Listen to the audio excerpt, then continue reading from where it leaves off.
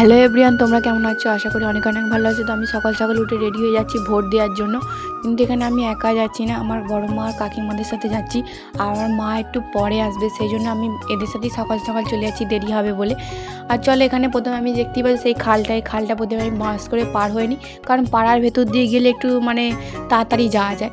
আর যাওয়ার সময় কালী মন্দিরটাকে সকাল সকাল একটু প্রণাম করে নিলাম। তো প্রণাম করার পর দেখতেই পাচ্ছি পাড়ার ভেতর দিয়ে যাচ্ছিলাম। আর এই যে এটি হচ্ছে আমার ভোটার কার্ড।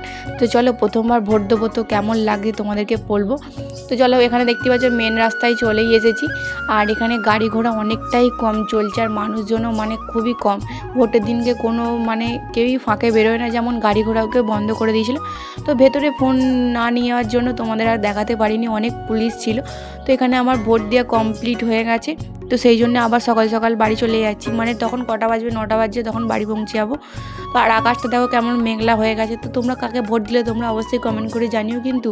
কারণ আমি ঝটপট করে হেঁটে চলে যাই বাড়ির উদ্দেশ্যে। আর যেহেতু অনেকটাই খিদে পেয়ে গেছিলো, তো সেই জন্যই তাড়াতাড়ি করেই হাঁটছিলাম, কারণ 6টার সময় করে বাড়ি থেকে বেরিয়েছি। আর এখানে 7:15-20 ভোট দেওয়ার গেটটা খুলেছিল। তো চলো তাড়াতাড়ি বাড়ি যাই, বাড়ি গিয়ে তোমাদের সাথে কথা বলছি। আর যেতে যেতে একটা সুন্দর কালী মন্দির দেখালাম তোমাদের। আর এই যে এটা আমাদের বিজেপি প্রার্থী বিমান ঘোষ। আর আকাশটা দেখো কেমন মেঘলা হয়ে গেছে, এক্ষুনি ঝড় নামলো বলে। তো ভিডিওটা এই পর্যন্ত, টাটা। আমি তাড়াতাড়ি এখন বাড়ি যাই।